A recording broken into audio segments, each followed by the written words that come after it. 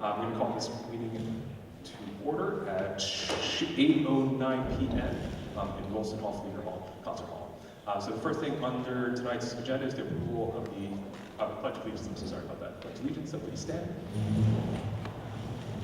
Pledge of Allegiance.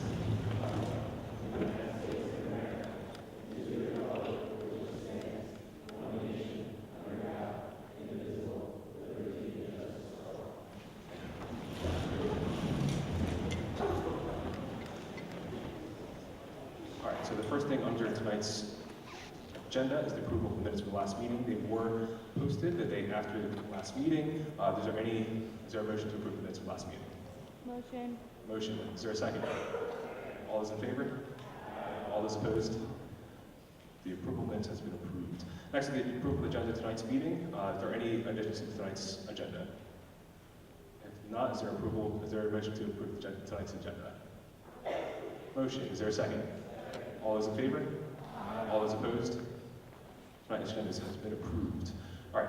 Also, so tonight, for my quick little report, we do have quite a bit of speakers coming tonight. We have Dr. Hushman, Dr. Han, and Becky talking about some quick little things there. But before we begin that, I do want to speak briefly about our elections that happened previously, and then I think it was 2 weeks ago by this point.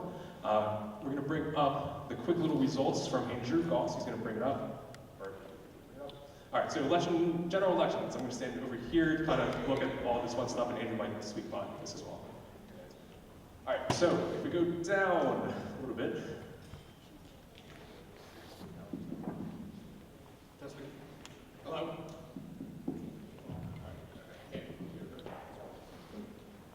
So, can you hear me? If I walk from here or no? Okay, so in total there was 1,622 individual votes cast, which is a great improvement comparatively to last year when there was only about 574 votes cast. So, yay, we're getting more people involved in the SGA elections. In terms of the breakdown, for President, Anthony Walrab received 870 votes, Alex Zavalli received 331 votes, Molly Cole received 177 votes, and Daniel Flaherty received 244 votes. So that's, yeah. For the executive vice president, Christine Collins received 779 votes, and Antonio Nuzola received 635 votes. Alexia Bazaran for chief financial officer received 1,075 votes and ran unopposed. And April Gambardello received 1,032 votes and ran for recording secretary, also unopposed. For the academic senator for the College of Engineering, Jillian Sharkey received 75 votes. For the academic senator for the College of Science and Mathematics, Alejandra Ovalle received 83 votes. Sorry if I'm butchering any names. For the class of 2016 senators, Nicolette Cabichon received 99 votes, Elizabeth Green received 84 votes, and Robin Hester received 54 votes.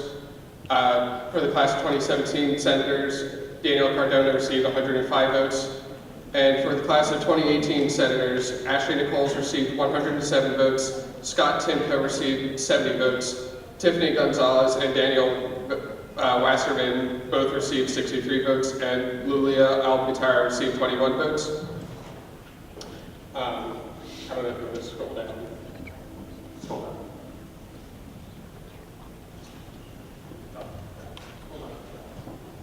down. I'll just announce this now. In tomorrow's Road Announcer, there will be an announcer about in order to fill the remaining academic and class senator positions, we have vacancies, so those applications will be open tomorrow and due by 3 p.m. I think is what I said next Friday to my mailbox if anybody is interested in running for any of the vacant academic or class senator positions. So the first graph in this report shows the total votes over time for the presidential election, and then scroll down. You probably can't see the numbers. The second figure shows the votes cast per day per each candidate. orange being the first day, yellow being the second day, and green being the third day. I can't even read that from here, so. This report will be posted to the SGA website, and a copy was also provided to the WIT. Can you scroll down? Okay.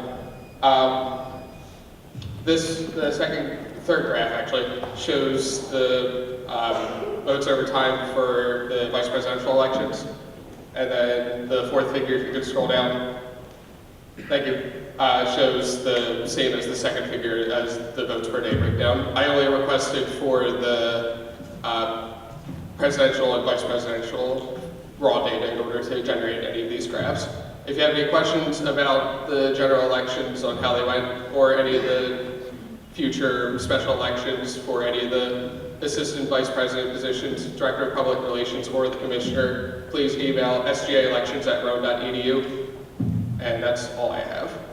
Yeah, so after this whole entire thing, I just want to really impress upon the fact that we increased our voter turnout by 232% from last year. It's definitely a movement in the right direction. Very interesting seeing what the next few years bring out with these elections.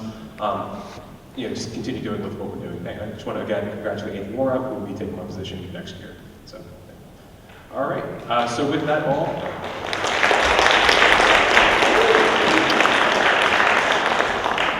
So with that, I'm going to end the report. We're going to go straight to open session. First, I'm going to have Becky Gallagher. Is anyone saying that, Becky, right? She's going to be speaking quickly about global learning positions, GLP. She's talking about all the fun stuff about winter and summer sessions as well. Right. Can you hear me like this? Okay, so I'm going to be fast because I know you have a long night.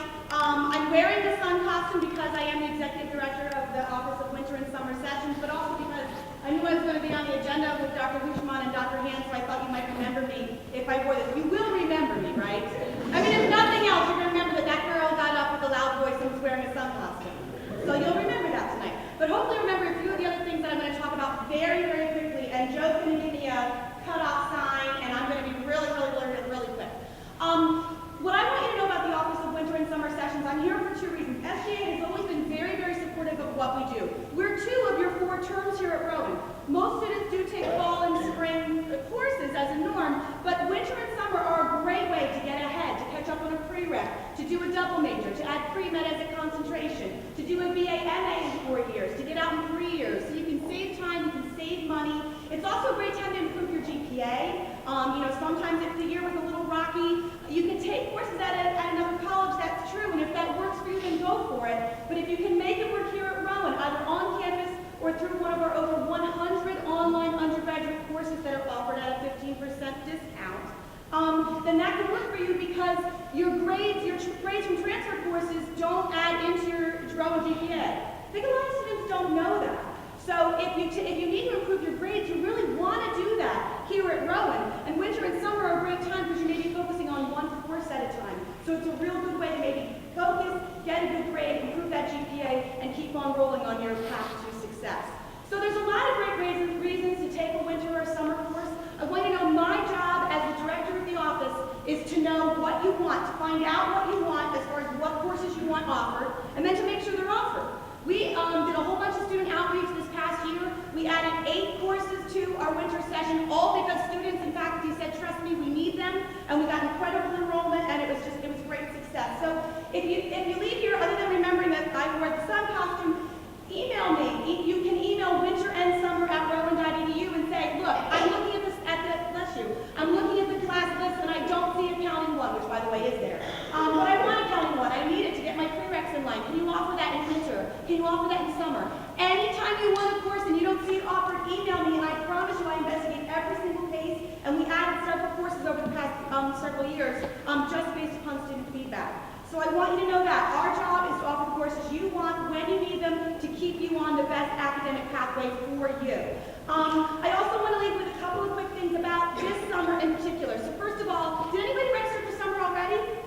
Okay, awesome. That means you are automatically entered. Because you registered before our incentive deadline of April 14th, you're automatically entered in our drawing for how much? $1,000. $1,000 for taking a course you need anyway. You're automatically entered the drawing, but we need to do it before 4/14. The reason why I'm putting that incentive in there is because if I'm going to serve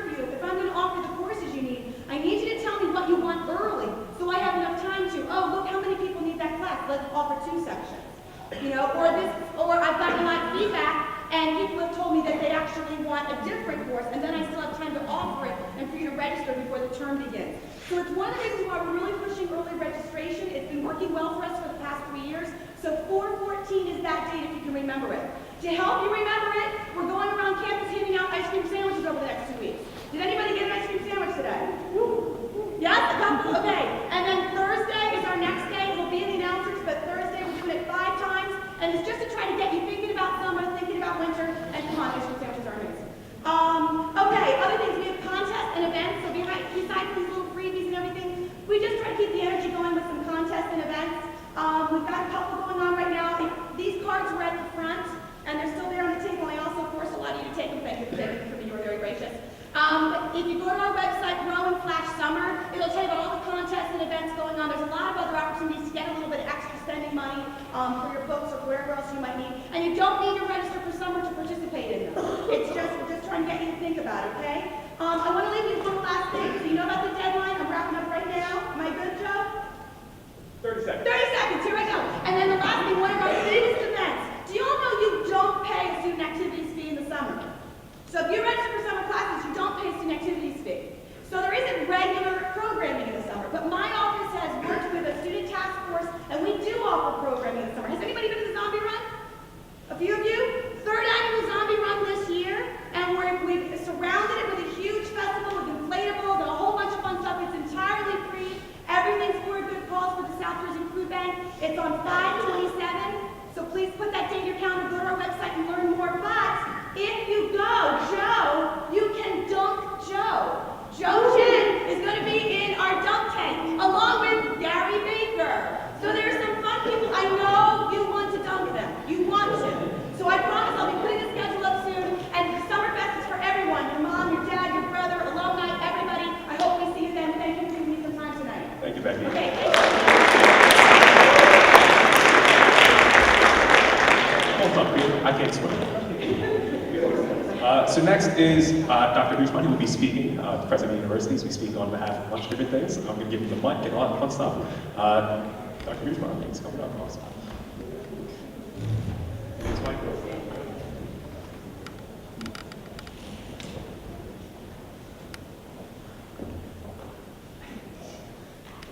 Hello, good afternoon, everybody.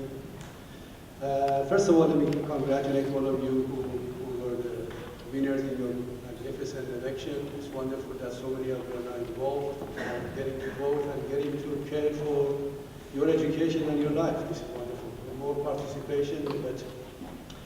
I want to talk to you about next year and tuition and fees and the state of the university's budget. Next week is the University Board of Trustees meeting, and there will be a public session for tuition and fees. So any one of you who have got any issues or you want to ask any questions, please do show up and ask questions. If you want to speak to the Board of Trustees, you need to go to my office and register by noon next Wednesday to be allowed to speak. Okay, so if you remember, I've said that time and again over the past 4 years that for as long as I'm the president, the tuition and fees will not increase beyond the rate of inflation. That commitment stands. Even though we got hit by a big cut this year, the state of New Jersey, the state government cut us by $3.4 million out of $31 million appropriation. That is really about just over 11% of the appropriation. But still, we're going to stay with our commitment that tuition and fees will not increase beyond the rate of inflation. And last time I checked, for next year, the forecast for inflation is around 2%. So the maximum amount of increases that you're going to expect in tuition and fees for undergraduate degrees is going to be that amount. Okay. I do that because it's very, very important for us to become much more disciplined in the way that we run the university. I believe strongly that we cannot balance the budget of the university at the back of our students or the taxpayers. And we need to be much more responsible in the way that we manage the institution, in the way that we diversify our revenue sources.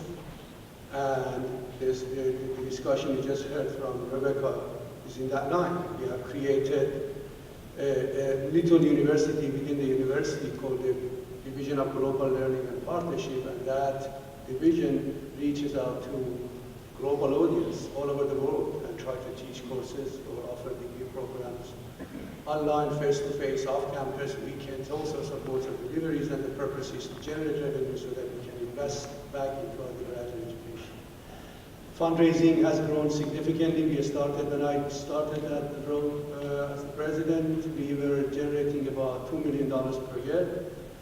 For this year already we have reached 20 million, and by the time end of June arrives, we could top $25 million. So we go out there and we try to beg money from people who have the means rather than coming to their students to ask them to pay us tuition fees. So that commitment stays no matter how much the state cuts us. I committed to that. And if I break my commitment, it's your duty to go to the board and demand that I be fired. That would be fun with me. So that's the tuition and fees. I also wanted to talk to you about another very important issue. I strongly believe that in every aspect of your life, the more involved you are, the more questions you ask, the better it is for everybody. You are very, very important people in this university. In fact, you are the only reason the university functions. Your tuition and fees, your presence, and everything that we do really directly relates to you being here. Therefore, get involved, and I'm perfectly fine for you to ask the tough questions for all of us. But in one area also, I want you to be extremely careful in what you do. And that is, when we hire faculty members in here, and we evaluate them after 2, 3, 4, 5, 6 years, there are systems in place that are very rigorous, and there are reasons for us to keep them very rigorous. And the reason for that is very simple. We hire faculty members to do 2 things. Number 1, to create knowledge.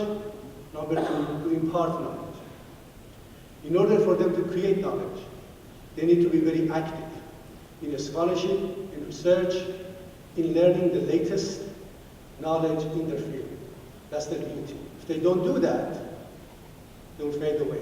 It's like, NFL team goes to a college and recruits the best quarterback and bring in as an NFL player, and the player comes in and after 1 year says, okay, now that I'm here, I'm not going to show up for any practice.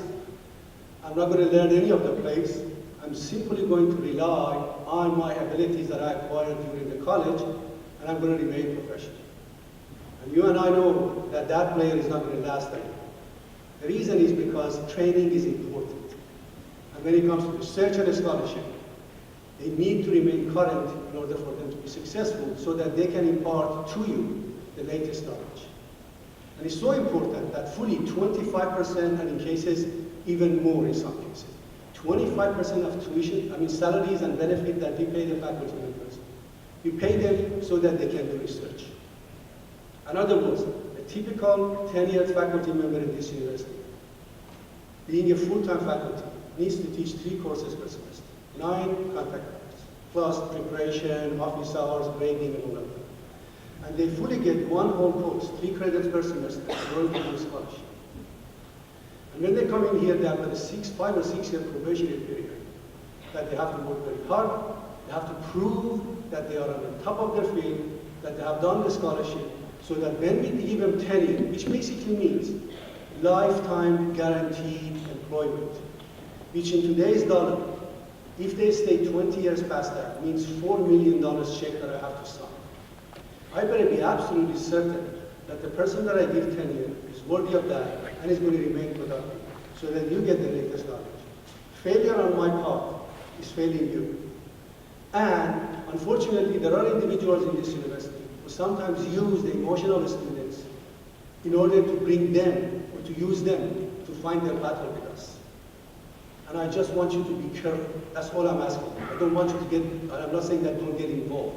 But go and check all your facts before you write into newspapers or send letters to the Board of Trustees or get emotional about things that you may not have the full knowledge and full information. That's very, very important because it's your life, it's your money. And we are in this place trying to protect that. And therefore, for those who think that anybody who is a nice guy or a nice girl is going to get tenure and therefore get a lifetime employment for the rest of their lives by not doing the work that is required of them, it's not going to happen under my watch, ever. And I don't care who does what. don't care what they write, I don't care who they see. It's not going to happen. We are going to promote people who deserve it, and we are not going to promote those who don't. I just wanted to say that to you so that, as I said, you do not get used by individuals to fight a battle. The battles that are mainly political. With that, I want to stop and ask any questions that you may have. Thank you.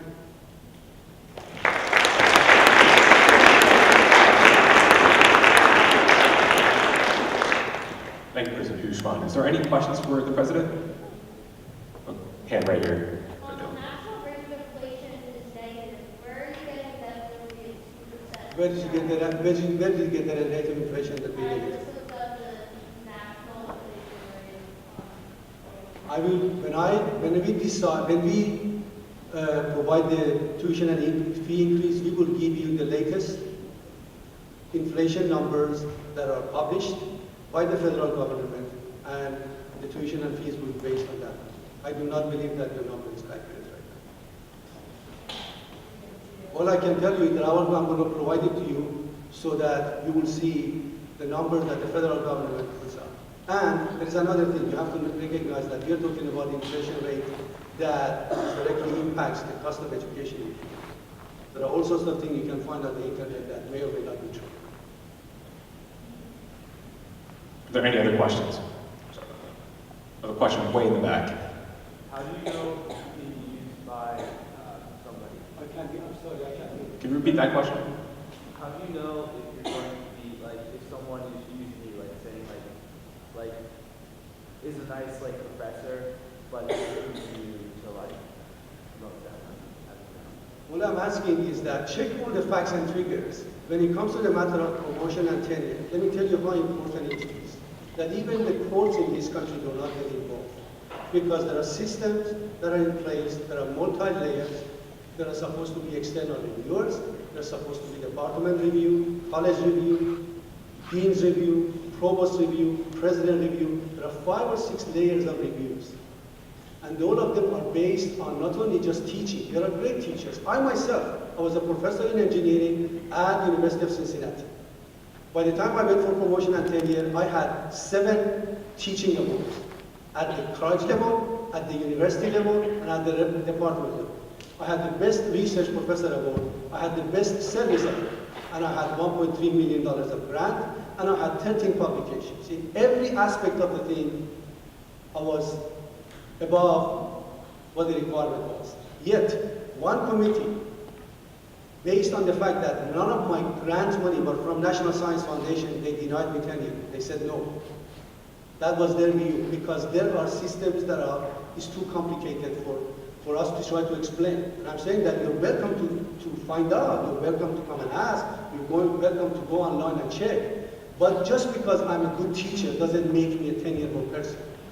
There are many more factors involved, and that's what I'm talking about. I have a question over here.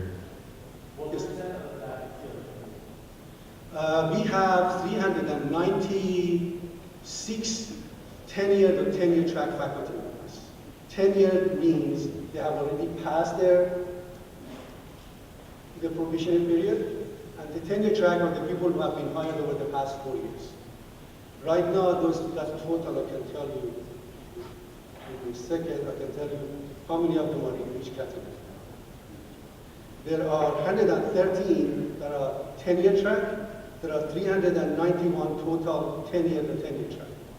These are the people who are on the tenure line. This does not include the people who are instructors, or what we call 3/4 faculty members. That means they're hired at 75% of full time, or adjuncts. We are just looking at the people who are permanent, tenurable, or tenure faculty. Around 400. Are there any other questions? Okay. I do have one quick question for you, President Ushman. So you said that the state is giving us 3.4 million less? Million. What are we doing to kind of keep up with those costs, the loss from the state?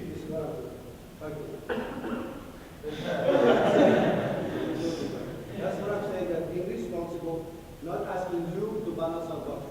We find ways in which, if there are areas that we can cut, we'll cut. If there are areas in which where a particular travel or a particular furniture or a new hire or areas in which that we think certain things cannot be done or can wait, we wait. We try to be, and at the same time, as I said, we have been very aggressive in the area of fundraising. As I said, we have increased the fundraising in 4 years by 12-fold per year. We have increased our research monies from $5 million in 2011 to $30 million last year.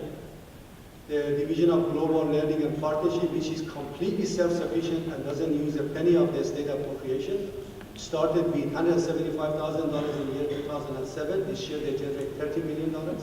50% of it is reinvested in the university. So we are finding diversified ways of generating revenue.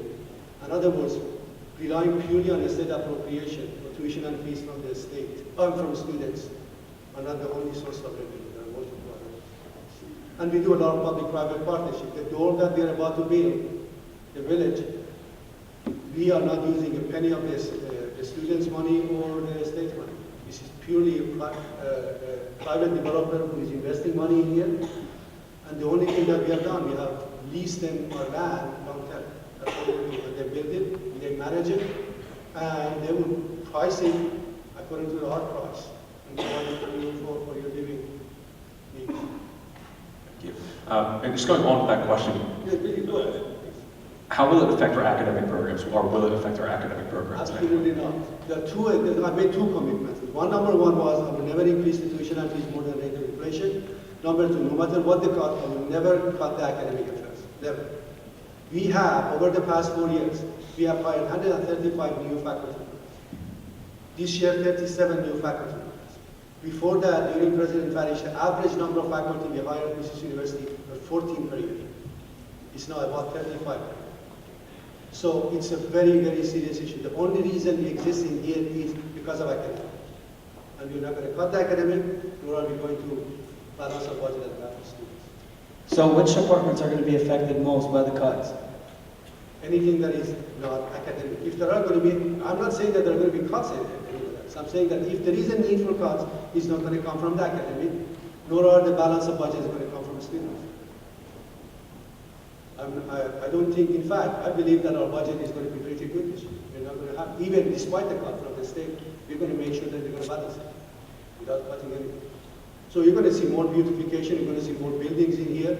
Actually, within the next month, you're going to see 4 major buildings starting on this campus. The business college, you know, the engineering college, the village, as well as the high street. These are 4 major projects. Between the 4 of them are $250 million of investment. All of them, by the way, either we got them, some of them from the bond money, but the rest of them all from private companies that are investing. Awesome. Are there any other questions for President Bushman? The hand in the back over there. Yes. Lately, we've heard the news that we're accepting people from their own college to stay on campus, and in the freshman dorms, I think it was. What made you guys decide to do that when no added housing came from last year to this year, and last year it was a whole big deal about the lack of housing?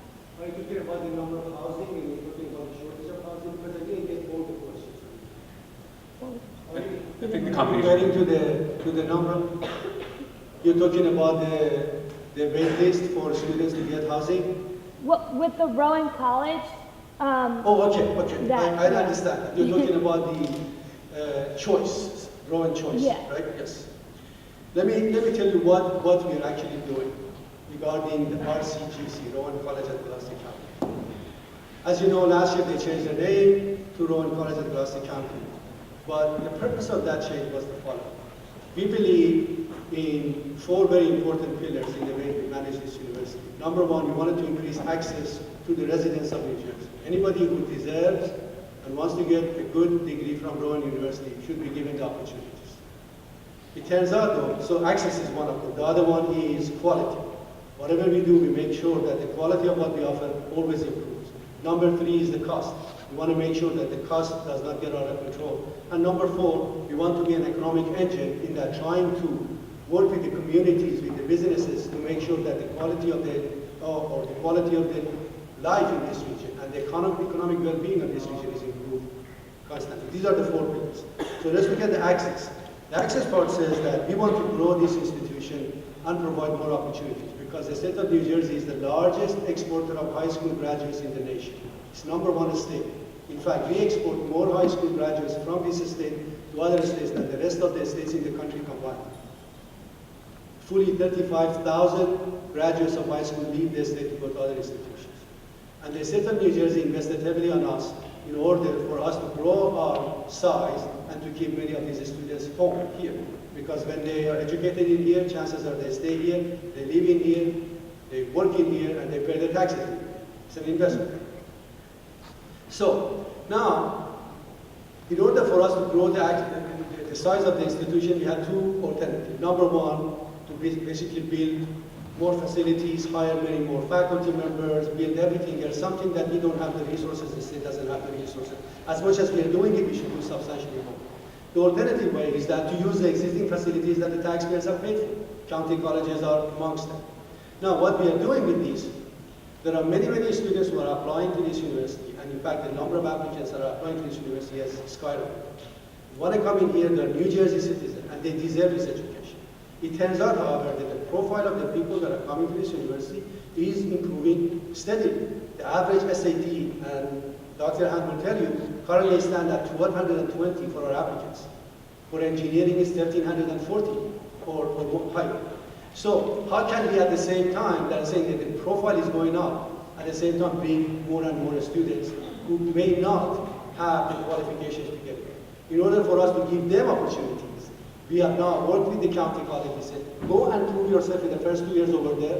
You're going to pay 1/4 of the tuition, and if you succeed, if you get the courses that are required, if you get the GPA that are required, it's a seamless transition. Either you can come to the main campus, or we go over there and offer the next 2 years of the courses to them. So for all intents and purposes, the way I see those students, I see them as our students. They really are the people who want to have a 4-year college experience, either living in here or living there for 2 years and then transferring. In the case of Roe and Choice, these are the students who applied to Roe. We could not accept them directly because they didn't have the required SAT and GPA. However, we were close enough that we said, if you could prove yourself by taking the courses from RCGC the first 2 years and live on this campus, seamlessly you can be continuing in our program. So I don't see them as the students of RCGC, I see them as our students. It turns out, as I said, the students that we are rejecting today, quite honestly, 4 years ago we would have accepted and we would have given them large scholarship. That's the nature of it. The profile of this university is improving significantly. Right now, we are probably, apart from UPenn and a couple of other major schools, we are the most selective institution in Delaware Valley. Better than Drexel, better than Temple, better than many of these institutions. That's the reality. And as a result, in order for me to respond to the needs of the state and provide access, at the same time, keep the quality high, I needed to have that relationship. And again, I will leave it to Dr. Hunt to tell you how many we expect. We do not expect many, but let me tell you, as a result of our relationship with the Rowan Boulevard, while we might bring 75 or maximum 100 of these students this year, we are adding 500 additional beds to the A2 building over at Rowan Boulevard. And by next year this time, next year in August, we will have another 1,400 beds. So I understand the housing is a challenge. I really know that, and I wish I could build it overnight. But it's not that easy. It's not going to be easy for us to build it quickly. At the same time, these people who want to come to this university and study, they deserve the seat and the education as much as everybody else. Because they are taxpayers as well. They paid for this university. And that's why we have started this relationship. And chances are we will have a relationship with other county colleges in the same manner, so that we can give more people more opportunities to come to this university. That's why we do it. I have another question right here again.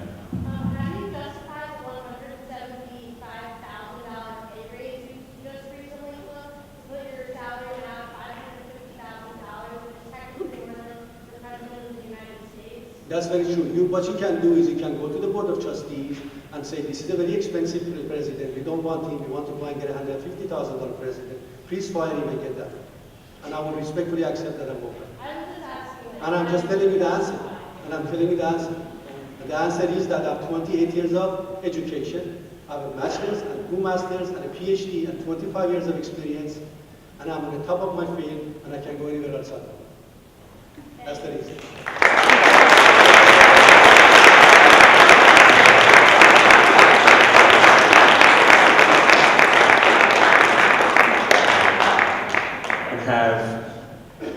Right now. I'm going to take 2 more questions. All right, we'll take 3 more questions. I said the last 3 hands right here. So we'll go over here first.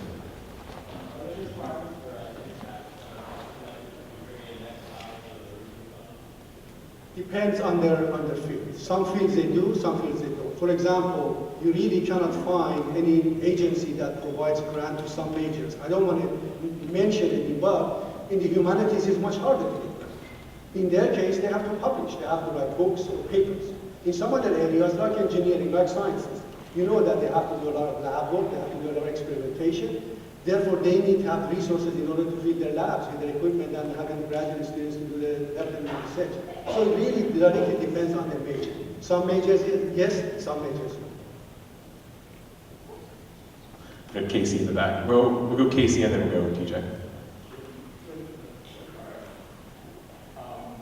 So we all know that much of our culture here at Rowan currently is that growth and progress, and your administration has done a lot to facilitate that and bring around a lot of growth.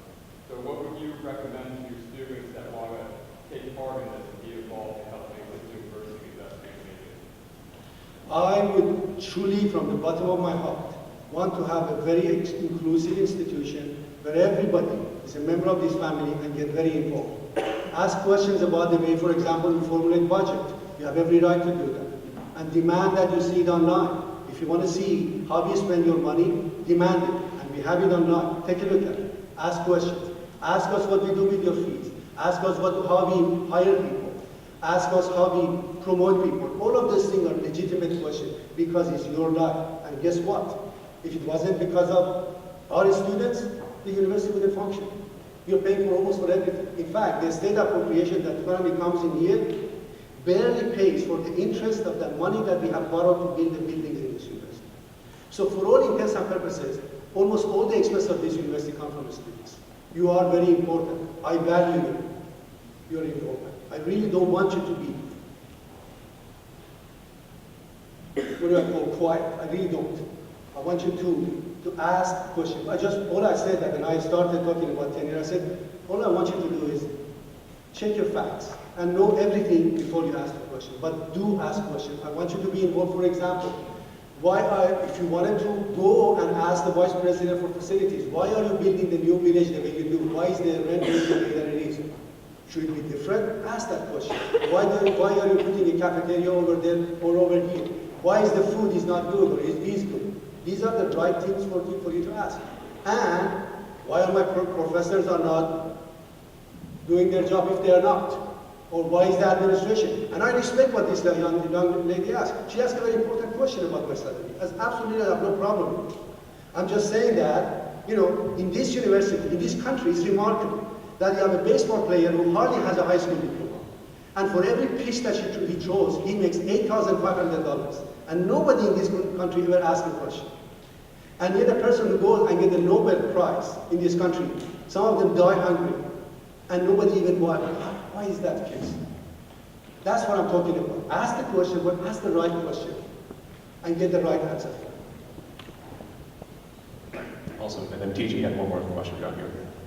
There's already $150 on the table in regards to the federal budget cuts that affect our annual aid. And there's also been cuts that's going to be affected to the EOS math program. Now, I understand that you said that you're going to keep tuition no longer under the rate above the rate of inflation and things like that. But for those who are in anticipated community, I know that Team Ron also has a strong local champion. Yes. So we bridge the gap of education between those who are economically disadvantaged and those who are not. Those who have a real less opportunity or socioeconomic status to support those who are. I appreciate the question, very, very important question, and that really is a very serious issue that impacts many, many of our students, especially our region. The fact of the matter is we are in a blue-collar region, that's the fact. And we have places like Camden that deserve it. And there are a lot of cuts. What I'm doing are two things. Number one, as I said, keeping the tuition and fees below. But number two, aggressively going after fundraising, especially for a scholarship. Our scholarship, just so that you know, from 2011 till now, has grown from $5.5 million in 2011 to $18 million. And all because we go after people with means and ask them for money only for a scholarship. That's number one. And number two, we started a new program. We are starting a number of programs. The county college program is a clear example of that. You can now, through that program, if you choose to pursue that, you can get a Rowan degree for a total of about $30,000 for the total. So that's number two. And number three, we are starting programs early on for a number of students. We have, for example, a dual credit program with the high schools, where we are providing courses online, either free or for minimal cost. And if a student, while they're pursuing their high school junior and senior year, they can bring it back to the university and transfer.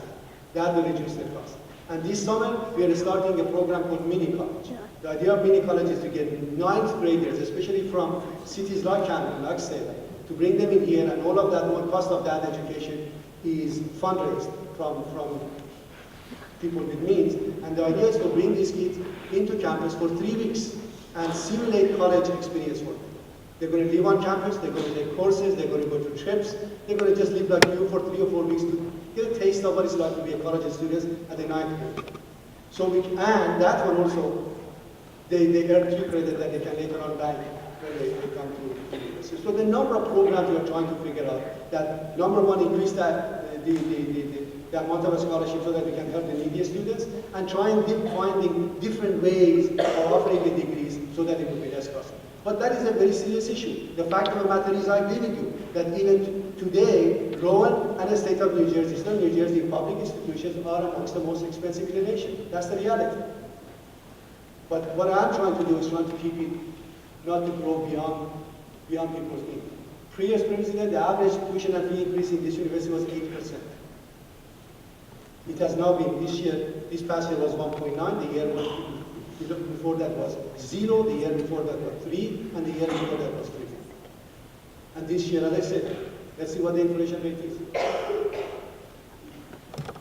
All right. This, I think, about 30 minutes of our good amount of time here, Dr. Ushman. I think we definitely all appreciate it, though. We definitely know you're a very busy person. We really appreciate all these, brutally honest answers. Appreciate it. So thank you very much. Hope you have a great day.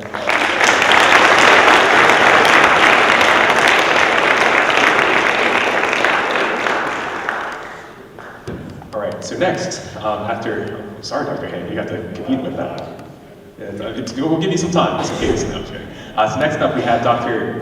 Hand, Jack Hand. He's the Vice President of Strategic Enrollment Management. He will be speaking more on behalf of his office itself. There were concerns from previous Senate meetings regarding enrollment and the kind of population on campus. He will be speaking briefly on that as well. So, Dr. Hand, thank you. Okay, thank you. Good evening, ladies and gentlemen of Rowan. I'll try to be real brief, give you a quick overview of what strategic enrollment management is. It's been around about 3 years since I started here. And the idea is to make it's much more comprehensive than just admissions. What we are responsible for is 2 primary things. One is to bring students in. The second thing is to keep students here, to keep them happy, to keep them involved in what's going on. And I think we've made some major inroads over the past few years. Just to give you some idea of who the departments are that we work with in our group, it's of course admissions, financial aid, web services, the testing center, advising, international office is part of our group. I'm drawing a blank. There's a few more offices in there as well. So it gives you a broad overview of what goes on campus, and I think every one of you has been touched several times over by our group in one way or another. And just to cut this short, I know I took up a lot of your time.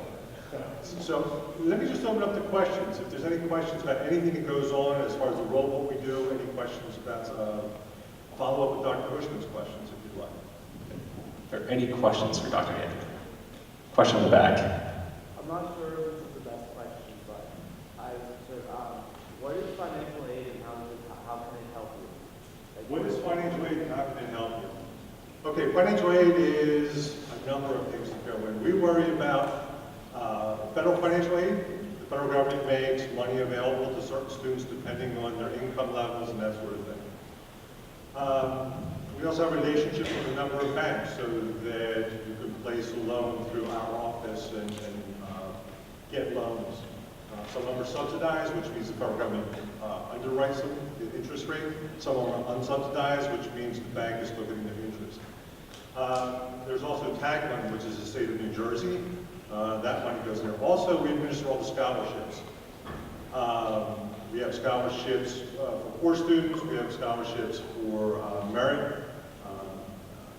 People that have done well in their SATs, who've done well in high school, or have some specific skills and things that we need for the institution.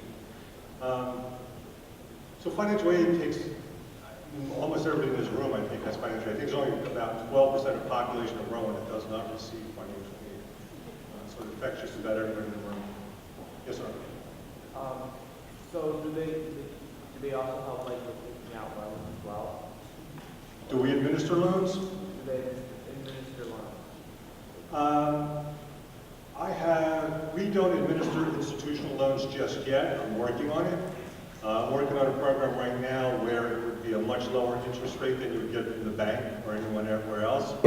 I'm looking for an outside firm to administer it because I don't have the capability in-house to do it.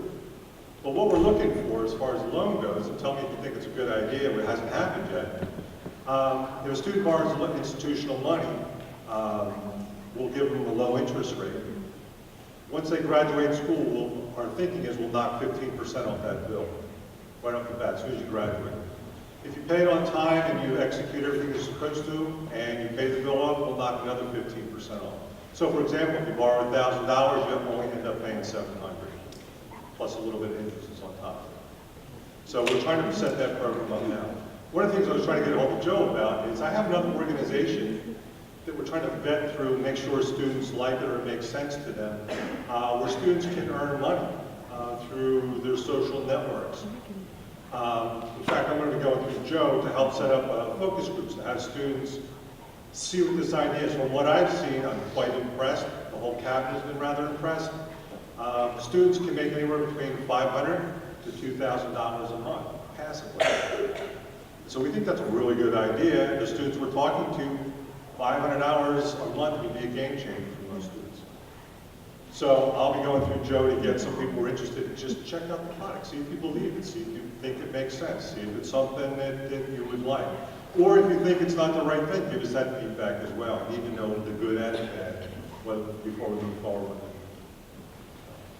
To kind of answer your question, we've got a few things going on to mitigate the cost of education.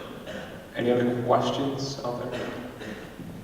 So just to speak to a question that we had previously in Senate, students were interested in how is the decision made and how many students we accept versus the facilities that we currently have? Because I know we have a lot of growth coming over the next couple years, but how do they make those decisions and how do we know that we have the capacity for it? Yes. I had no gray hair when I started this job. None. It really is a problem because we make offers to students, and we think we're making a guess that 20% of them will take our offers. If more students take the offer, I have a problem. I have to give out more scholarships than I ever thought. So we're always trying to monitor and gauge that. The way we try and match up resources, we only have so many rooms available, but we're exceeding that capacity. And it's getting to the point I'm trying to turn students away, but we've got pressures from the state government to accept because 35,000 students are leaving the state, those taxpayers are going elsewhere.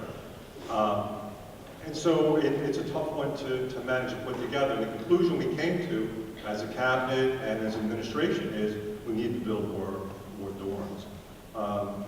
So I think we're in the final stages of approving 1,400 additional dorm rooms that will go up. In the meantime, we're just trying to manage where we are right now.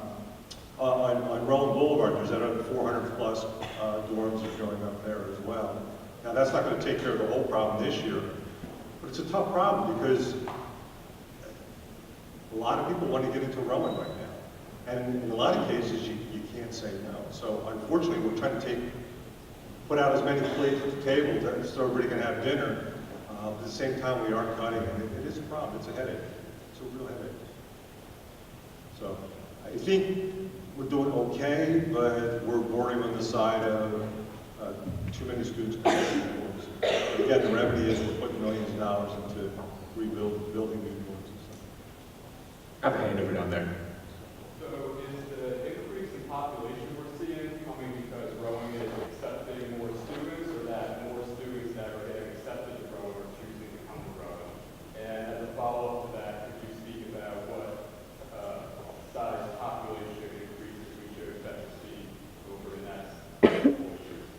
Yeah, when I looked at all the numbers before I started here, before 3 years ago, the students, the average SAT was pretty low. I think it was 1070. And I think we had enough room to fit just about everybody at that point in time. But what's happened over the past few years with new president, new administration, bringing on the med schools, all of a sudden everyone has woken to the fact that Rowan is a wonderful education. And the population that's coming in, the numbers that I would have used just last year are getting blown out of the water. I typically accept about 30% of the students in New Jersey. Many more than them are accepting our packages. So what it is, Rowan has been a well-kept secret for a long time. I've taught, I was a professor at Drexel, I taught at Temple, taught at Westchester, I was a VP at Penn State. And I can tell you, hands down, Rowan has a better education. And I think the word's getting out there finally. And that's a great problem to have and a bad problem to have at the same time.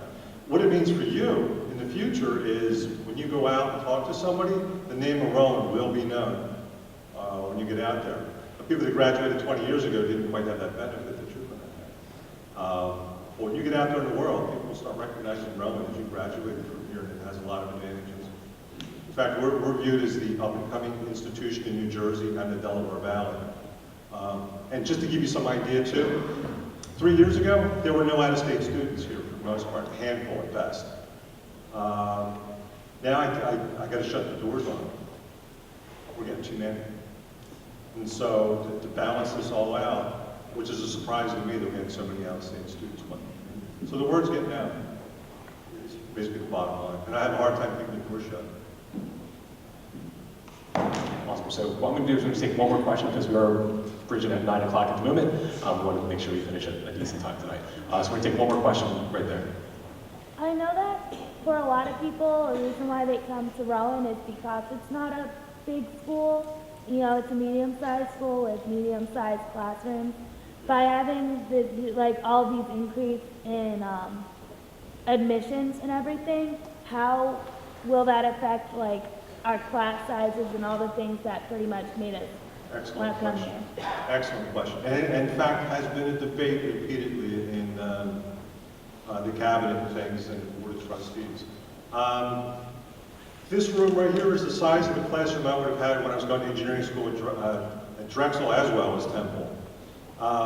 This was typical for most students in other schools. We will not have any such classroom at Rowan. The class sizes will remain small. It's a hallmark of the institution. I think if we had larger classrooms, it would be a problem. In fact, right now we're scrambling for additional classroom space on campus. There will be nothing larger than 30 students in the classroom.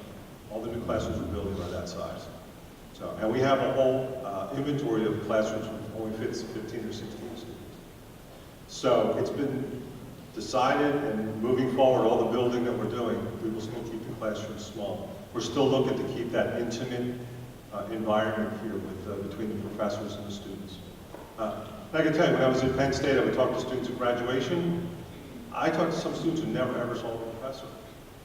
From the time they started to the time they graduated, they never saw a real professor, either graduate students or somebody else filling in for teaching. So here, that will not happen. Okay, that was the last question. Last question. We appreciate your time, Dr. Han. I think a lot of people here are a little bit more, informed with what's happening on campus, so we definitely appreciate it. If anyone has any questions, any kind of other questions, please do not be afraid to email me. Otherwise, we appreciate your time. Thank you very much.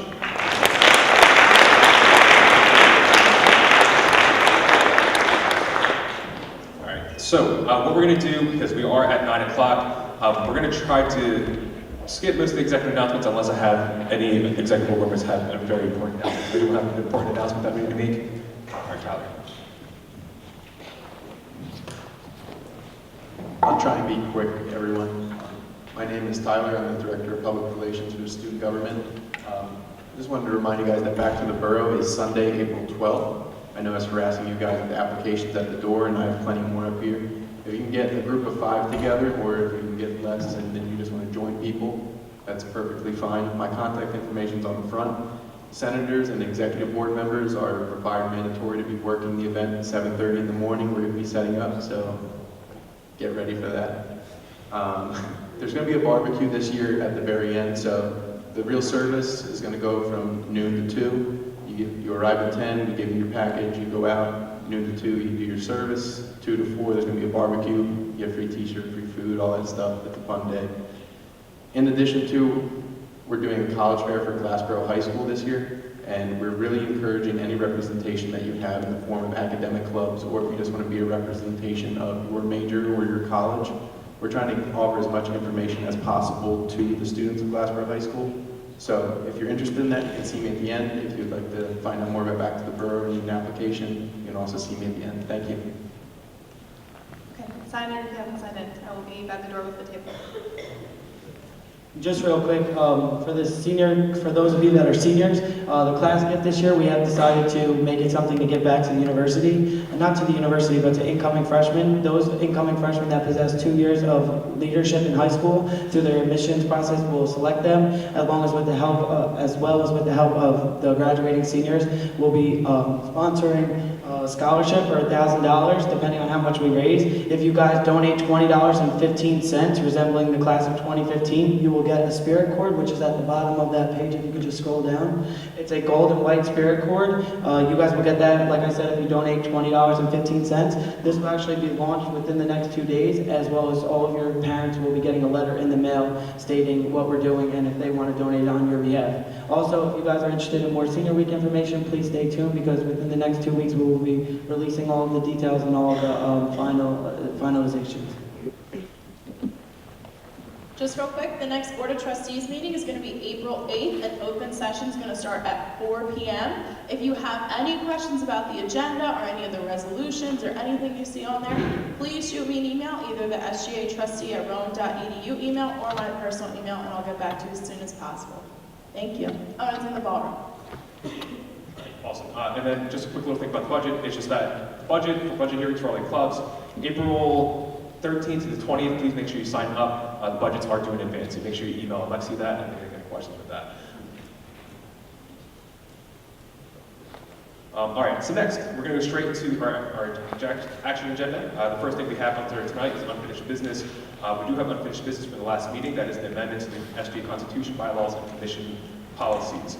So those were presented to you all last time, last Senate meeting. They had some quick little additions.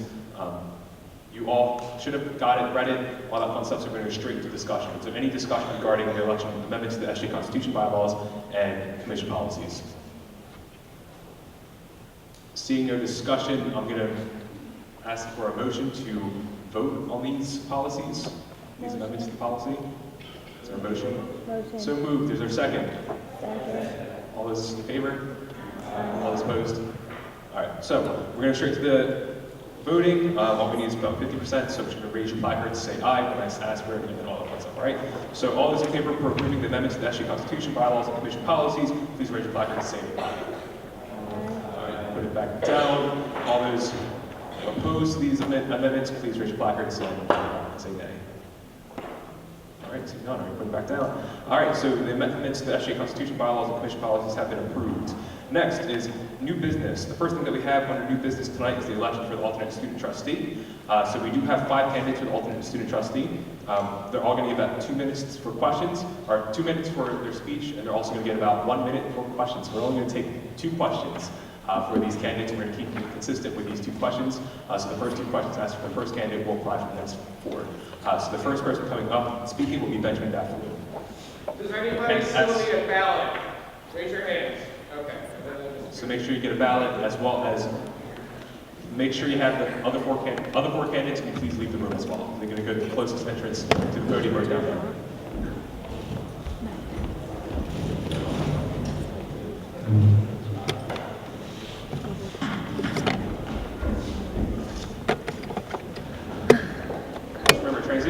workshops, Wednesday.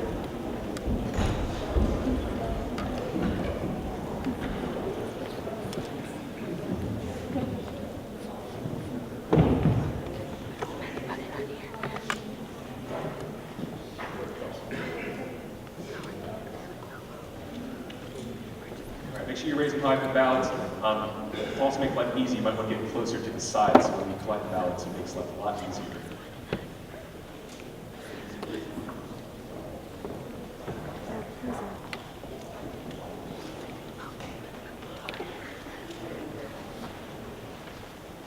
Just a reminder about the budgets. If you do not do a budget hearing, you can lose your budget. Make sure you attend it. Make sure you put down a schedule when you're going to be there. All right. Everyone have a ballot? I've got one more here. All right, then. So you're going to have 2 minutes. At minute 30, we're going to have Ryan give you a little symbol, or a little sign to make sure you know they have 30 seconds left. All right.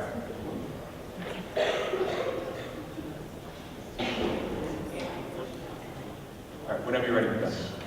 All right, good evening, everyone. As was said, my name is Benjamin Daffalo. I'm going to get ready to do it. The reason I'm running for this position is that I feel this is a good way for me to continue serving my Rowan community. Service to my community, which right now is the Rowan community, has always been very important to me. So far, I've been able to serve my community as a volunteer EMT with Rowan EMS. It's been a very rewarding experience for me to be able to help fellow students in their hour of need. However, I feel that I can help the Rowan community even more by being a student trustee. I've noticed at several board meetings that I've been to that sometimes students come to discuss issues they're having around campus. I feel that if I was the student trustee, I would be able to help them find solutions to their issues long before an actual open board meeting, which only occurs quarterly. I feel that as though I'm also thoroughly prepared for this position. I have served in leadership positions both within Rowan EMS as first lieutenant, as well as in other student organizations I'm affiliated with. I have also been very involved in politics as well. Many of you who have been senators for some time have probably seen me in Senate over the last couple of years. However, I got my foundation in politics long before college. Starting in 6th grade all the way through high school, I participated in Model UN Model Congress where I won multiple awards. In order to succeed and excel in these activities, you need to be respectful and diplomatic. You must also know Robert's Rules of Order and Parliamentary Procedure, which the Board of Trustees uses to conduct their meetings. I was able to learn these skills and excel at them during these early years. I also participated in the debate team in high school, where our coach challenged us to debate against our own personal point of view, in order to develop a more objective standpoint. This is another important skill to have in this position. Some students may bring issues that are not and viewpoints that are not my own, but I want to let you all know, here and now, that I will absolutely be able to effectively represent them. I think that I'm the best candidate for this position because I'm the most qualified for this position. Please vote for me for student trustee. Questions? No problem. Nice, quick and simple. Question right here. How are you planning to help support marginalized groups on campus, such as women, LGBTQ+ community, and people of color? Okay, so my main thing that I would like to accomplish as if I was elected to a student trustee is increasing accessibility to the student trustees.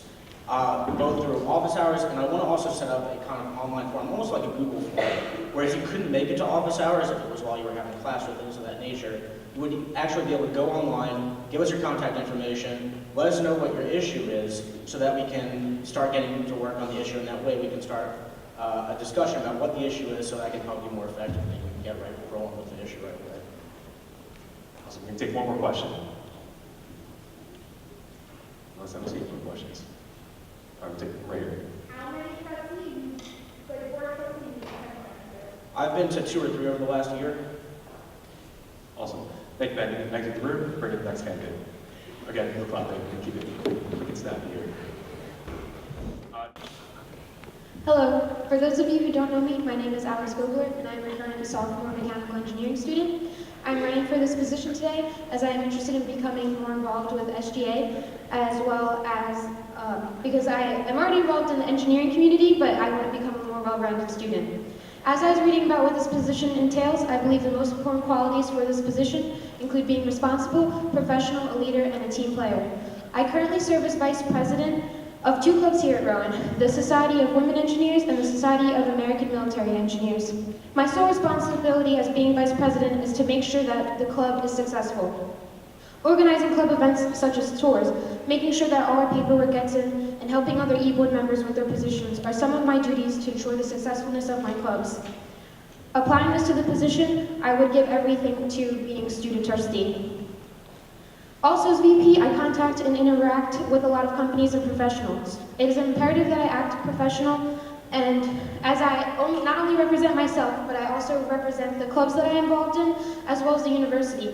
I believe that as being a member of the Board of Trustees, it is really important that I act professional and I'm able to be a leader and present my ideas well. Just as you are all here tonight representing your respective clubs, I will be representing you as a member of the Board of Trustees. I would be the voice of Rowan University at these meetings, and I think it is extremely important that whoever takes on this position is not only a good leader, but a good team member. We are all part of a team here at Rowan, and I encourage all of you to get involved and have a voice. As alternate student trustee, I hope that by collaborating and working together, I can give the most accurate representation of our student body as the liaison between SGA and the Board of Trustees. I believe I am the best candidate for this position as I embody these qualities of being responsible, professional, a leader, and also a team player. In any challenge I face, I have the passion and qualities to succeed as your future alternate student trustee. Thank you for your time. Thank you. Hold the thought. All right, question. We have a question right here that was answered. Questions? I wanted to know how will you help support marginalized on campus, such as women, LGBTQ plus community, and people of color? I am very easy to approach, and I check my emails about every 10 minutes. I am pro just about every organization. I am very feminist, as I am part of the Society of Women Engineers, so please contact me. Awesome. We had another question right here. Have you ever been to a board of trustees meeting before? I personally have never been to a Board of Trustees meeting, but I have a friend who's gone. He's given me the packet of materials. I know what kind of resolutions are to be expected and also what duties I would have to fulfill. Awesome. Alex, you can please leave the room. We're going to bring in Sydney. Hold your applause, please. Like me and you guys hold your applause and everything. Sorry. All right, Sydney, you're going to have 2 minutes to speak and have 2 questions afterwards. The 30-second mark you have left, Ryan over here is going to tap his pen. He's going to give you 30 seconds to make sure you know. Whenever you're ready. Good evening. My name is Sydney Heckman, and I am a sophomore accounting and finance double major with a minor in political science. I'm speaking to you tonight because I know I'm qualified for the student trustee position. As a transfer, I like to get as involved as possible, and Rowan has provided me with many opportunities to do so. My experience this past year serving as a senator for the class of 2017 has familiarized me with SGA by showing me how it works and what it aims to accomplish. In addition, I regularly attend Senate meetings, and Board of Trustee meetings function similarly, but on a much larger scale. Therefore, my background as a senator helped prepare me by gaining an understanding of how these meetings function.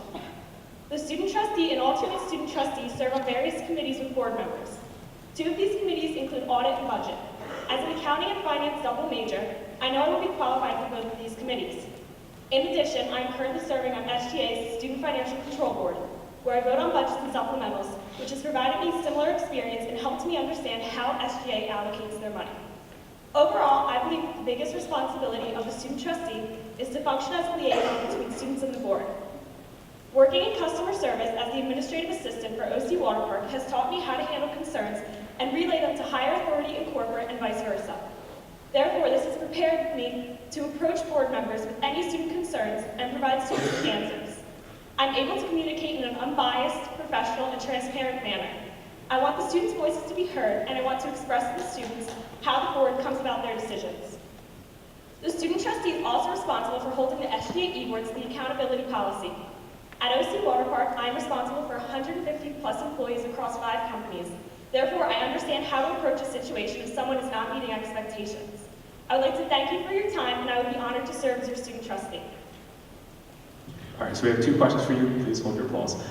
Question right here. How are you planning to help support marginalized youth on campus, such as women, LGBTQ plus community, and people of color? I strongly believe that everyone has a right for their voice to be heard, and I really want to make sure that every single group on campus would be heard. One of the biggest goals would be reaching out to more students, whether it be communicating with clubs and attending club meetings, and reaching out to those groups, or even having the senators possibly reach out to people in their grade, or the academic senators reach out to people in their school. Awesome. We had a second question right here as well. Have you ever been to a Board of Trustees meeting? Yes, I attended the February 18th meeting last one. All right, awesome. Sydney, you can please leave the room. Next will be Catherine Light. Please hold your applause.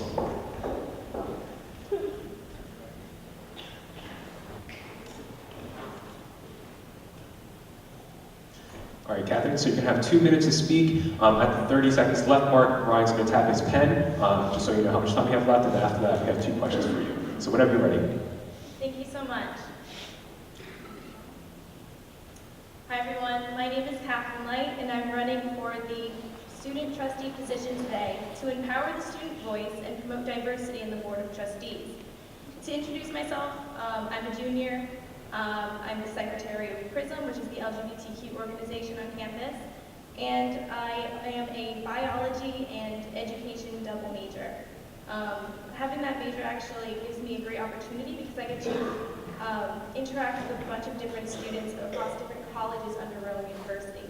As an education major, you have to have a second major as a mandatory thing. So all of my peers in my education classes are education majors as well as English majors, math majors, physics majors, music majors, and just to name a few. So I get to have a great opportunity to interact with a variety of different students just within my normal everyday classes.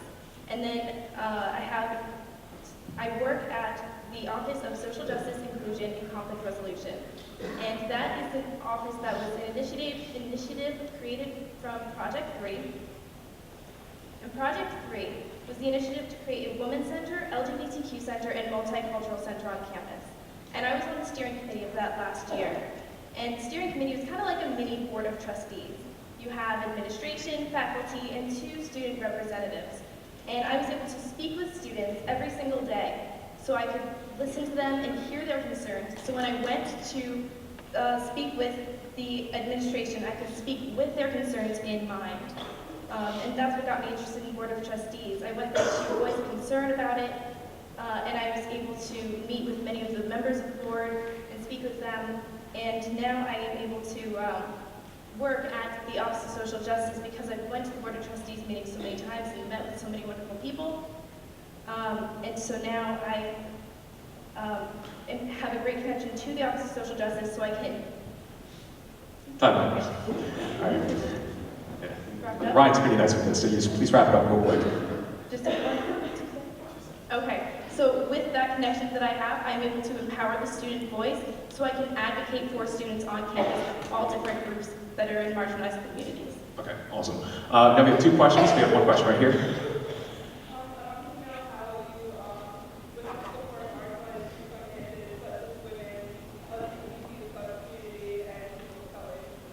Okay, so women, LGBTQ, and women of color, or people of color? Okay, so I am a woman, so that helps me to advocate for women in that sense. I'm also a member of the LGBTQ plus community, and I have great ties with PRISM, which is the LGBTQ org on campus, as well as True Colors, which is a non-chartered organization on campus, and QPOC, which is the Queer People of Color organization that's just starting up. I also have great ties with the Office of Social Justice. I also go to a group there called AWARE, which is a group for white people to learn about racial equality and how we can support people of color. Awesome. And there's a second question right here as well. Have you ever been to a Board of Trustees meeting? Yes, I've been to 3 or 4 Board of Trustees meetings. I really enjoyed them. I know many of the members of the board. I'm on a first-name basis with some of them. I've been to quite a few. All right. Awesome, Catherine. Can you please exit the room? Thank you. And next in will be Melissa Shore.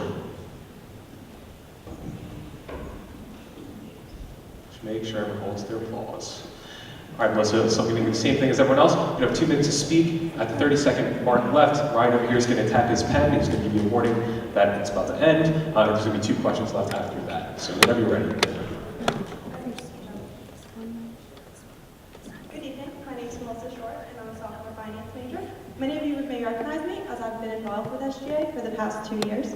I'm here before you tonight to explain why I am the most qualified to fill this ultimate student trustee position. One of the most important things about this position is that the student trustee will serve and communicate with the ultimate governing body of Rowan University, looking over all 4 campuses. I have diligently worked from day one to accomplish many things. I worked on opening up the calendar to get reading days for us. I followed up with past resolutions to get the financial date for spring tuition pushed back. I've completed the project to get the email notification on Dean's List status. I hosted the first Academic Honor Society fair and am currently distributing SGA scholarships. On top of my academic affairs efforts, I have collaborated with each of the other e-board members, and most importantly, over the past year, I have observed and learned from the student trustees' responsibilities. I plan to follow in the past trustees' ideals while also adding transparency and communication with students. All of my actions this whole entire year were sparked by students' concerns, and I plan to do the same if elected. As I've been doing these past months, I would focus on any student concern with open eyes, research on the topic, and take it to the appropriate administrator or committee for further action. I am confident that I will apply my hardworking, dedicated, and enthusiastic personality to serve our school. My experience and knowledge will directly translate to my efforts on the board. I currently have strong connections with each school and the administrators that overlook the university. I have attended 3 Board of Trustee meetings, and I see the effects that the student trustee has on bringing positive changes. You need to ensure the person you choose is dedicated and committed to the hard work the job entails. I know without a doubt I can. Thank you for your time, and I hope that you're sure to vote for me, Melissa Shore, this evening. All right, awesome. So we have 2 questions right here. We have the first question right here. How do you plan on helping support marginalized communities, such as women, people of color, and LGBTQ+ communities? Well, I think the most important thing is that when I was telling my friends that I was applying for the student trustee, they don't know what it is. So that's why I said my main goal is to follow in the student trustee's footsteps and follow everything that they're doing now, but add the transparency and communication with the students so that they know they can reach out towards me. And there's a question right here as well. Have you ever attended a board of trustees? Yes, I've attended 3 Board of Trustee meetings. Awesome, that's it. Please exit the room.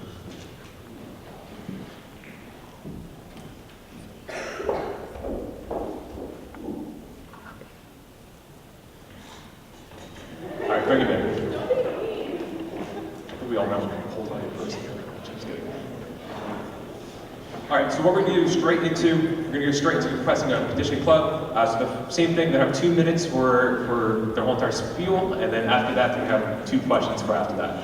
So the first organization that's coming up is the Rowan Student Investment Group, RSIG. So whoever is that, looks like Brian, go up, please, each like 2 minutes. I'll give you a tap for 30 seconds left.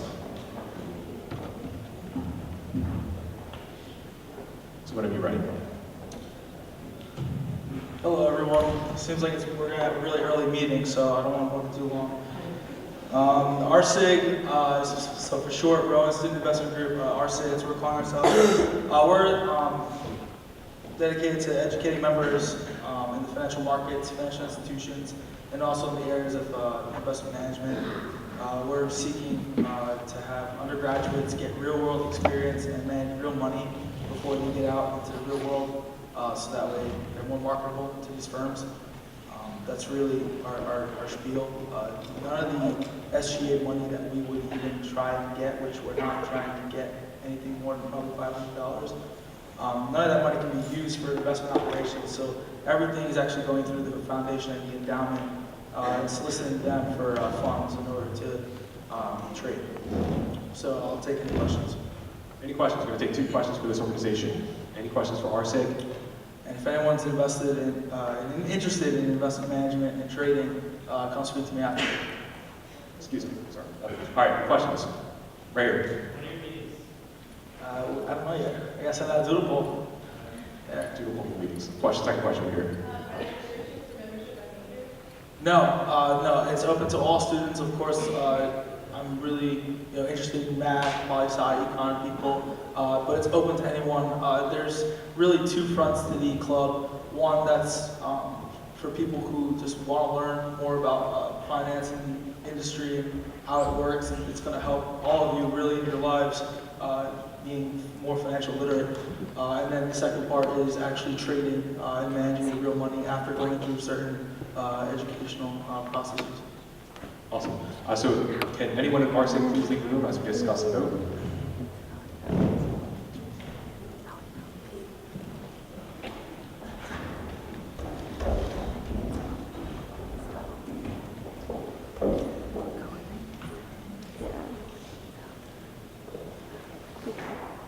All right, is there any discussion on RSIG or any specific question? I'll give you a little tap on his pen to make sure, or 30 seconds left, to make sure you know you have 30 seconds left. He also has 2 questions as well. Whenever you're ready. Hello, I am Anthony Roberts. I'm the president of the Inventors Club. Basically what we're doing is we bring in ideas from everyone in the meeting and we consult them and we try to build it into an actual project. And then with that project, we, as engineers, we build SolidWorks and everything, and we'll build it into an actual prototype. And we incorporate different majors, such as like marketing majors, to like advertise and like basically get other majors into like involved into the club. After we just like have a design, we build everything, go to our advisor, they'll approve it, hopefully, and then our end game will be to hopefully file for a patent and then split up equity between anybody who worked on the project and hopefully make some money, donate it back to Rome University, and help our president of the university offset the cost. I just want to say it'll be a very all-inclusive club, and there's room for everyone to join. Like you said, you have room for marketing and business majors to help promote the product, room for the art majors to help design it, and anything you can possibly think of can be included in the club. It isn't restricted to just engineers or anything that are science related. There's room for everybody here. Any questions? Oh, awesome. Questions. We're going to take 2 questions. We're going to have this question right here. We have ideas in the works. It's classified, not classified, but secret. You know, got to sign a non-disclosure agreement to talk about it. And we're going to take the question back right there. If, let's say you're not an engineering major or whatever, would you be able to help in the inventing stage? Or if you're not a marketing major, can you help with the marketing stage? Of course, anybody that has an idea that comes to us, they can be in every part of the design. They don't have to know have prior experience with any software or anything. They can just keep coming with ideas, and that'll help them just improve the club. All right, awesome. So can the Inventors Club please leave the room and anyone with them? We're going to get discussing vote. Congratulations, Inventors Club. You have been approved the petition of the Student Association.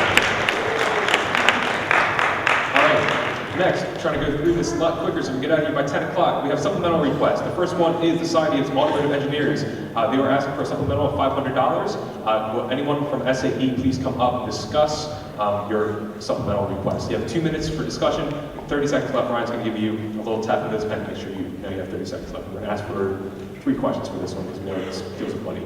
Go ahead, anytime you're ready.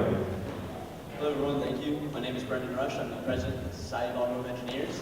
Just to give you guys some insight of what we do, we are the Rowan Motorsports team of the school. We design and build from scratch off-road vehicles that we compete in an international and national competition for representing the school. We have a large budget, as it would sound, in building vehicles. The vehicles cost around $10,000 a year. In that, we get $8,500 from the school to fund 2 different projects, as well as we fundraised so far this year around $2,000.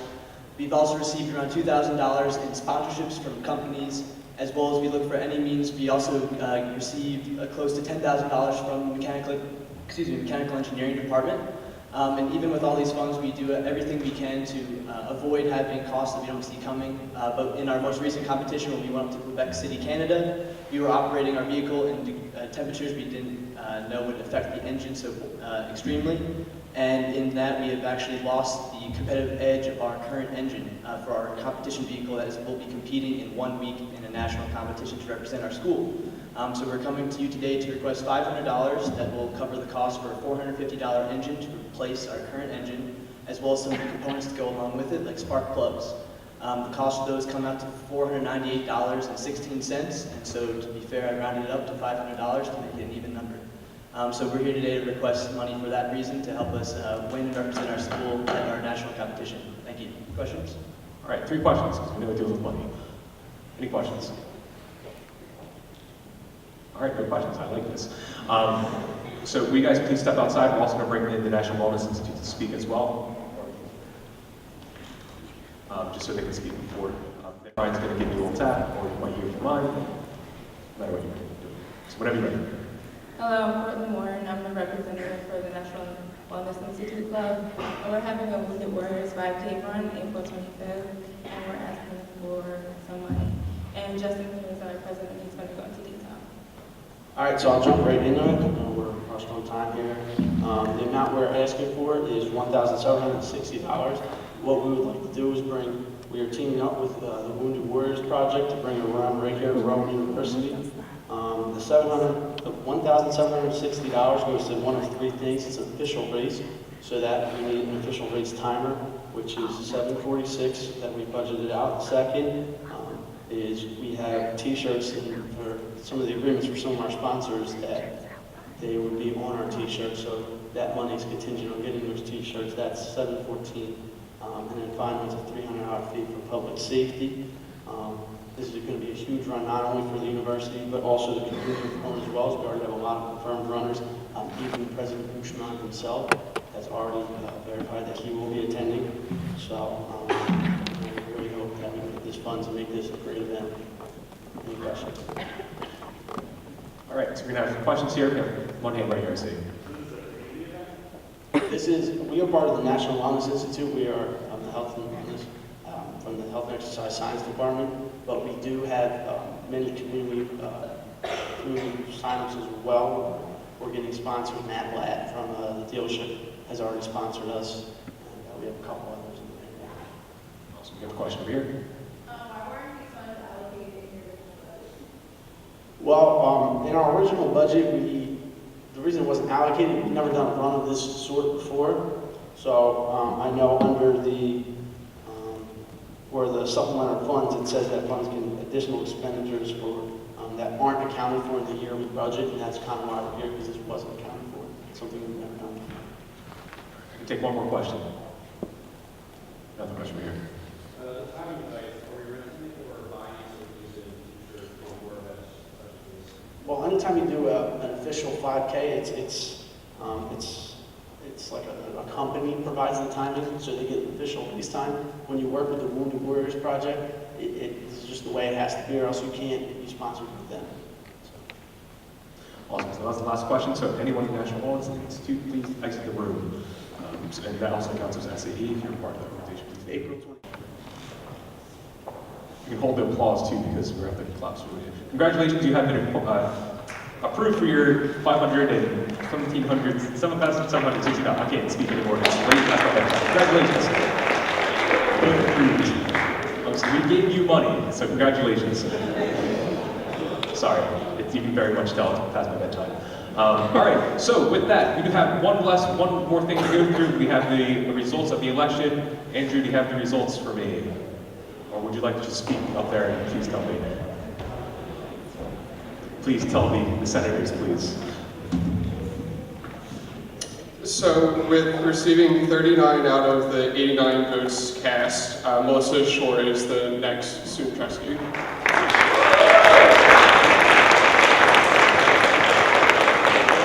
All right, so with that all, we're gonna go straight into senator concerns. Are any senator concerns out there? Seeing no senator concerns, thankfully.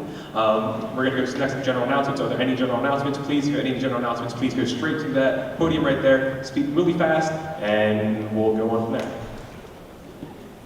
5 seconds. 1, 2, I'm just kidding. Hi everyone.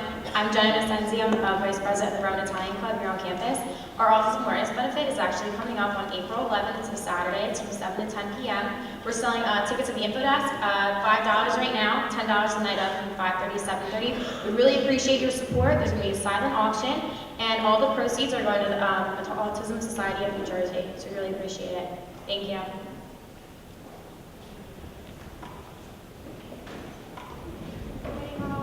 Just want to let you know, our 4th annual 10th State is happening this week from April 13th to April 16th. So basically, if you've seen it before, it's a week-long celebration of higher education, and there's service opportunities available for all clubs and organizations. If half of your club teaches a workshop there, and you can literally teach a workshop on anything. So if you want to get involved, you can email rowan10state@gmail.com. Or if you have any other questions, or even if just you as an individual want to teach a workshop, that's welcome as well. Again, it's April 13th to the 16th. Hi everyone, I'm here on behalf of RTN, the Rowan Television Network, and pretty much our biggest event of the entire year, the 8th annual RTN Telethon, is coming up on April 15th. If you want to watch it, it's from 6 to 11 p.m. It's Wednesday, and all proceeds are going to Habitat for Humanities across the county. So if you just want to donate, you don't have time to watch or whatever, you can watch it and donate at rtntelethon.com. Thank you. Hi, I'm Tiffany. I'm from Prism, and coming up is our Pride Week, April 6th to the 10th. We'll be hosting different events throughout the week, and our proceeds will be going to the Dryad House. And we have information on our Facebook if you want to come out. Hi, 3D Dance Crew is having their annual exhibition show, April 25th. It's a Saturday. We're still looking for one more guest performer, so if you're in a group that's interested, please email me, brangm82@blah. Also, we're having a fundraiser at the New York Deli next to the pretzel shop on April 11th. All you have to do is go buy food. You don't need a flyer or anything or say anything special. We'll get a percentage of the profits that day. Thank you. Hey everyone, I'm Brandon from the Rowan Arts Collective, and on April 9th we're having our 2nd annual Juried Art Exhibition. So if you're an artist or if there's members of your club that are not artists, we're collecting work, and the deadline to submit is tomorrow night at around, I guess, like 9 p.m. And if you have artwork that you want to submit, you can submit it to Westby 206.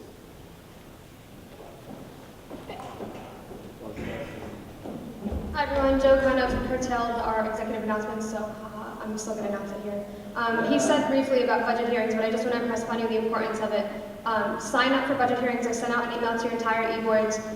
If you don't come to a budget hearing, then your club will not receive a budget next year. It'll be zero, and it's a bad situation. I've dealt with clubs who had an e-board member forget or not show up, and there's so many dates for you to come out to one to sign up, and there are different representatives from the club, so there's really no excuse not to come out. I don't want to see anyone lose their budget for next year, so please make sure you harass your treasurer and president to sign up and make sure you attend a budget hearing so that you can, present your budget proposal and get a budget for next year. So please don't forget that. Real quick, for the Tau Sigma National Honor Society, we're going to be having a yoga fundraiser on Friday, April 10th from 7 to 9 p.m. Most yoga fundraisers are not on Fridays, so this could be kind of fun for you to come out and grab some yogurt, and it's all going to a charity that one of our members is participating in. Also, all the class centers, if you could just stay after for a second and talk to me.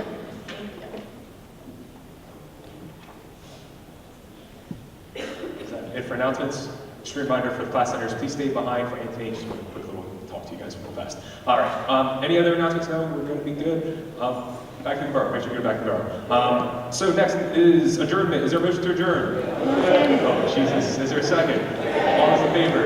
Aye. All those opposed? All right. Make sure you hand in your placards, sign in if you haven't done so. All right. Thank you.